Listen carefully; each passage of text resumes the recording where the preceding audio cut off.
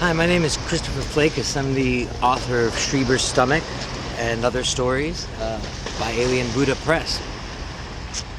These stories are 7 years, the oldest one 7 years in the making, and the newest one was written just a week before submission. Yet all the stories overlap, if not through plot and character, they overlap thematically. There's this repeated motif of the body without organs, of hollowness, and that kind of relates to critical theory, like Anthony Artaud and guys like Deleuze and Guattari. But you can read these horror stories without any idea that they're tied to critical theory, and hopefully be titillated and afraid and moved by them. I think that writing from a theoretical perspective is like writing from the top down. I was really inspired by Brian Evanson for this. But, I'm a southern boy. Here we are right by the mighty Mississippi, and so there was always a touch of the southern gothic, especially in stories like Schlup and the overlapping settings. Right? We basically got Houston, Tangier, and Lafayette, Louisiana, New Orleans, and Houston.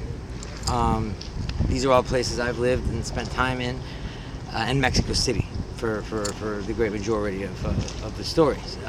It's where I grew up and where my mother's from. My father's from Sioux Falls, South Dakota.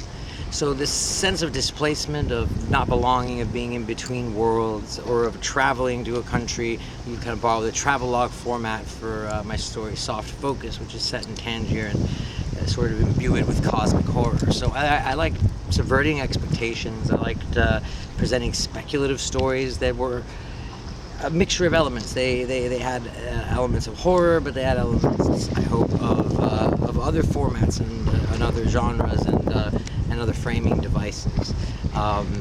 There's a short novelette in the middle, a Mexican horror in 2 parts called The Invisible Metro, which is about the Mexico City Metro communicating in a weird way with other metros in the world and stopping in a liminal space that shouldn't exist after the discovery of some ancient Aztec ruins during demolition of one of the subway lines, which is actually based on something that truly happened. I mean, the Aztec ruins weren't really much of anything, but it sparked the idea in my mind: what if we came across something old and dark and evil in that subway?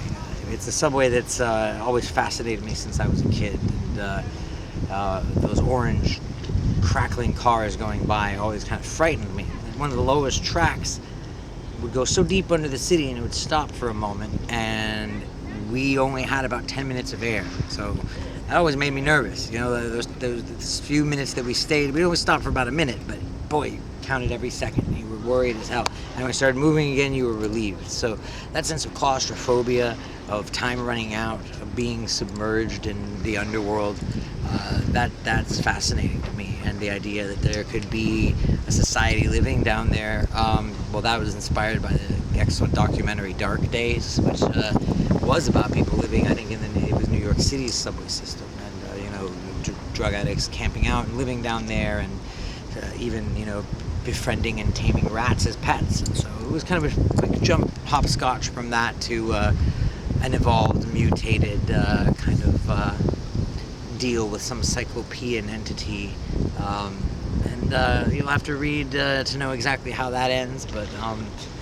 I really hope you enjoy the stories. They are acerbic and ironic and literary, while not taking themselves too seriously, and in the end hopefully being what I am at heart most, is a fan of speculative fiction and horror, and to just add my little comma to that tradition is what this collection is all about. So thank you for reading it, and keep your eyes peeled for more.